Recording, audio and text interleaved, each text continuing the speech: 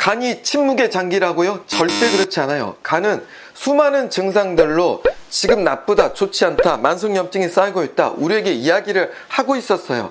다만 우리가 그걸 듣지 못했을 뿐인 거죠.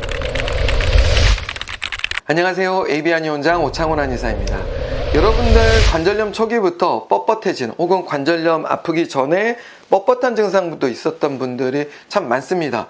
그러니까 붓거나 열나거나 이런 증상들이 없어도 뻣뻣한 증상은 관절염의 아주 기본 증상들로 있는 경우들이 많아요. 이런 증상들은 바로 건강한 혈액이 부족할 때 그 관절에 나타나는 증상들이에요. 그러니까 근육을 사용한다, 일을 한다 그러면은 이 근육들의 피로물질들이 쌓여요. 이걸 해결하려면 혈액들이 잘 공급되고 그리고 이 영양소들, 에너지원을 가지고 가서 그걸 교체를 해줘야 되는데 이게 안 되니까 근육이 잘 뻣뻣해진 거거든요. 그럼 이런 생각해봐야죠. 왜 건강한 혈액이 없고 왜 충분한 영양소가 부족할까? 그걸 움직일 때마다 계속 안정적으로 공급을 해주면 될 텐데 왜 이걸 잘 배달을 안 하는 거지? 이걸 확인해야 돼요. 윤활막이라는 게 거기에서 그 활액을 분비해요. 이 활액이 관절강 안에 쿠션처럼 쫀쫀한 그 충격을 흡수하는 게 들어있어 가지고 우리가 운동할 때 그 충격 흡수하고 염증이 잘 쌓이지 않는 거거든요. 근데 이거 분비가 잘 안 되고 부족해지는 거예요. 그 이유도 바로 이 윤활막까지, 윤활막이 뻥뻥뻥 만들도록 뭔가 배달이 돼야 될 거 아니에요. 그 배달해주고 그 재료들을 가지고 담고 있는 그 중간 기지, 그게 바로 간이기 때문입니다. 그런 혈액과 에너지원을 잘 저장하고 있다가 안정적으로 공급하는 게 간의 가장 중요한 첫 번째 기능이에요. 그러니까 이 간은 애초에 핏덩어리라고 보시면 됩니다. 식당에 나오는 그 소간 있잖아요. 우리 이렇게 탱글탱글 이렇게 나오는 거, 그 핏덩어리. 우리 간도 꼭 그렇게 생겼다고 보시면 되는데요. 크기가 상당합니다. 우리 몸의 장기 중에 가장 큰 장기이고 우리 몸속을 돌고 있는 그 혈액 중에 약 13%, 그러니까 8분의 1을 살짝 넘는 그 정도가 간에 머무르고 있어요. 그러니까 순간적으로 착 하면은 이 몸에 뚜뚜뚜뚜 퍼져 있는 혈액 중에 무려 8분의 1이 이곳에 가 있는 거예요. 도대체 거기 가서 뭘 하느냐?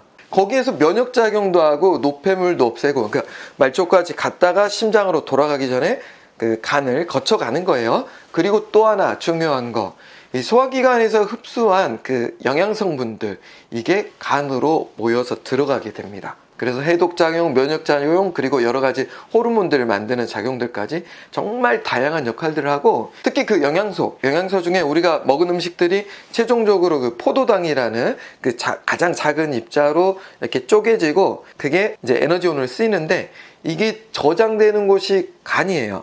그러니까 간이 가지고 있다가 몸에 필요하면 이렇게 보내주는데, 특히 우리 뇌들 있죠, 뇌. 이 머리 쪽, 뇌 안에 정신활동, 감정활동하는 거기 그런 활동을 할 때 쓰이는 그 에너지도 바로 포도당입니다. 그러니까 이 뇌는 오직 포도당밖에 쓰지 않아요. 그런데 그게 안정적으로 공급이 안 되면 어떻게 될까요? 그렇죠. 건망증, 기억력이 좀 떨어지는 것 같아 그런 호소들을 하게 됩니다. 그 외에도 많은 증상들이 있어요. 그리고 중요한 내용, 우리는 관절염이 있으니까 관절염에도 뻣뻣해지는 증상들은 바로 간의 만성염증, 간의 만성염증 때문에 간의 기능이 떨어져서 혈액 공급이 필요할 때 안정적으로 잘 되지 않는다, 이렇게 보시면 되겠습니다. 그래서 완전 중요한 간의 만성염증 체크리스트입니다. 이 간이 좋아야 눈이 좋다, 그런 말씀을 들어보신 분들 많이 계실 거예요. 최근에도 어떤 그 재밌는 영양제 광고를 봤는데 눈에 좋은 루테인과 간에 좋다는 밀크시슬 두 개를 결합해 가지고 이 간도 좋아지고 눈도 함께 좋아지는 그런 이제 결합 상품을 만들어서 판매하는 걸 보고, 와, 저거 되게 한의학의 그 간의 만성염증 치료와 너무 닮았다 하면서 박수를 쳤었는데, 실제로 이 눈이 충혈되고 시리거나 건조한 분들은 간의 만성염증이 있을 확률이 매우 높습니다. 그리고 두 번째 증상으로는 두통이 있습니다. 특히 이 편두통, 옆쪽으로 아픈 두통인데요. 저도 아파봤는데 그 스트레스, 신경 엄청 많이 쓸 때 그게 온 적이 있었어요. 진짜 마치 코끼리가 이렇게 옆으로 누워있는데 발을 밟는 것 같은, 막 이렇게 찌그러져서 터질 것 같은 안에 압력이 꽉 차. 뭐 그런 엄청난 통증이더라고요. 정말 진통제 드시지 않을 수 없겠더라고요. 그러니까 그럴 때는 여러분들 드실 수 있어요. 그런데 매번 그렇게 반복적으로 드실 건지 아니면 이제 근본적으로 그 간의 만성염증을 치료할지는 여러분이 선택하셔야 됩니다. 잠깐은 약으로 넘기더라도 근본적인 치료 꼭 기회 만드셔서 치료하시는 게 좋아요. 그리고 세 번째는 출혈 종류인데 이 비정기적인 출혈, 그러니까 생리를 규칙적으로 이렇게 하시는데 중간에 2주 만에 한다든가 이런 분들 계세요. 이게 치료할 때 처음에는 잘 말씀 안 하시는데 나중에 제가 간의 만성염증 말씀드리면서 중간에 그런 것도 있으셨을 거예요 하면은 그랬다고 말씀하시는 분들 계십니다. 그리고 또 다른 출혈을 치질 같은 거 있죠. 치질의 여러 가지 증상 중에서도 그 피가 묻어나거나 아니면 변기 쫙 퍼지는 이런 출혈들, 그런 건 100% 간의 만성염증이라고 보셔도 돼요. 근데 이게 보험이 됐어요. 그 치질 수술이 보험으로 몇 년 전에 들어왔는데 그 뒤로 이제 사실 돈 문제가 크잖아요. 그래서 간단하게 수술하고 딱 해결을 하는데 그분들이 계속 생활이 바뀌지 않고 간에 만성염증이 있으면 다시 재발하고 또 출혈되고 또 수술했다, 그런 분들 종종 보고 있습니다. 그러니까 이게 근본적인 그걸 치료하지 않고 이렇게 드러난 증상, 항문만 이렇게 한다거나 아니면 생리 출혈하니까 그 피임약 같은 걸로 생리하지 못하도록 막아버리는 그런 방법들은 사실 근본적인 치료는 좀 아니지 않나, 저희들 입장에서 그렇게 보고 있어요.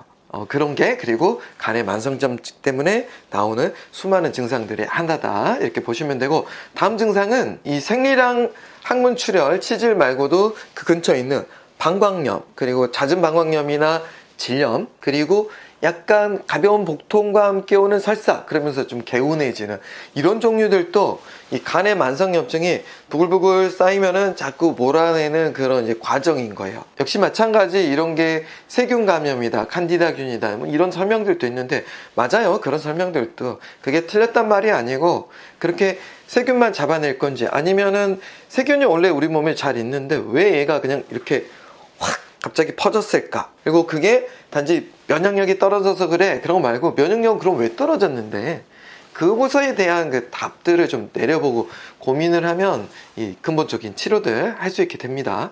그리고 또 자주 나타나는 게 소화불량입니다. 여러분은 소화가 비위 문제, 뭐 이렇게 비위가 뭐 장상피와 생기는 위험이 있어서 이제 그렇게만 알고 계실 거예요. 근데 그런 염증이 위장에 올라오는 이유들 중에 또 하나 아주 중요한 게 바로 간의 만성염증입니다. 실제로 소화불량 환자분들 중에서 비위 자체가 약해져서 오는 경우들은 극히 드뭅니다. 그러니까 어떤 거냐면 이분이 평상시에 밥을 잘 드시고 있어요. 그 내 또래 친구들만큼 다 먹을 수도 있고, 그 때가 되면 배도 고프고, 그런데 어느 날 갑자기 소화가 안 되는 느낌이 드는 분들, 그러니까 특히 신경 쓰면 입맛이 떨어진다, 이러면은 뭐 더 따질 필요도 없이 간의 만성염증 때문이고, 그런 경우 아니더라도 반복적으로 뭔가 있다, 이분들은 내가 자각하지 못했지만 이 간의 만성염증이 누적되고 쌓이면 그게 비위에 영향을 주는 거예요. 바로 소화불량으로 말이죠. 엄마들이 가끔 아이들 밥 잘 안 먹는다고 저한테 데려오시는데, 엄마들이 애들 허약해요, 비위가 허약하다, 이렇게 생각하실 거, 그런 분들 많이 계시거든요. 근데 제가 약을 이렇게 딱 처방을 해보면 막 소화기 뭐 기운 떨어질 때 보약, 그런 거 아니고 간의 만성염증을 살짝 처리하는, 진짜 이만큼의 한약만 써도 해결될 때가 많아요. 밥 잘 먹는다고. 여러분들 간의 만성염증 때문에 소화불량, 소화 안 되는 경우도 많다는 사실 꼭 기억하시고요. 그리고 다음으로 간의 만성염증의 증상은 바로 불안입니다. 공황장애라든가 약간 우울한 기분들이 있는 분들, 이 불안한 마음, 뭔가 심적으로 불안정한 그런 느낌들이 바로 간의 만성염증일 때가 많아요. 그러니까 약을 드시면서 그런 분들이 있거든요. 나 관절이 이렇게 아픈데 아직 안 나았고 막 명현은 힘든데 뭔가 기분은 좀 좋은 것 같다, 몸이 가벼운 것 같다, 뭐 이제 그런 말씀 이렇게 하시는 분들이 있거든요. 그러니까 모든 스트레스랑 이거를 이제 간의 만성염증을 항염증 한약으로 다 없앤다, 그건 좀 어려울 수 있어요. 근데 일부 정신적인 영역 일부, 그 다음에 내 오장육부에서 쌓인 만성염증 때문에 오는 거 일부, 이런 식으로 다양한 원인으로 우리의 그 불안이 올라오는 거란 말이에요. 그래서 환경적인 요인, 뭐 이직이라든가 근무 아니면 걱정거리가 있어서 이런 부분을 두더라도 이제 좀 더 가벼워질 수 있는 부분들, 항염증 한약만으로도 간에 만성염증 없애면 생기는 거예요. 그래서 기분이 좋다, 욱하는 게 줄었다, 좀 마음이 좀 더 편안해졌어요. 잠을 좀 더 잘 자게 됐어요. 그런 경우들이 생기는 거죠. 자, 이렇게 간의 만성염증 증상들을 한번 돌아봤습니다. 그러니까 내가 관절염이 있는데 이런 증상들도 있다면, 간의 만성염증도 함께 치료하는 게 필요하구나. 그리고 원장이 알아서 잘해주고 있었구나. 그러니까 제가 질문할 때 여러분들 잘 답을 해주시기만 해도 많이 좋아지고 이렇게 효과를 보십니다. 자, 그럼 오늘은 여기까지 준비했는데요. 간의 만성염증에 대해서는 정말 드릴 말씀 아직도 더 많죠. 여러분들 댓글에 또 2편도 준비해주세요 많이 남겨주시면 제가 잘 준비해가지고 2편으로 찾아뵙도록 하겠습니다. 자, 그럼 오늘 준비한 내용 여기까지 들으시고 저는 다음 시간에 만나 뵙도록 하겠습니다.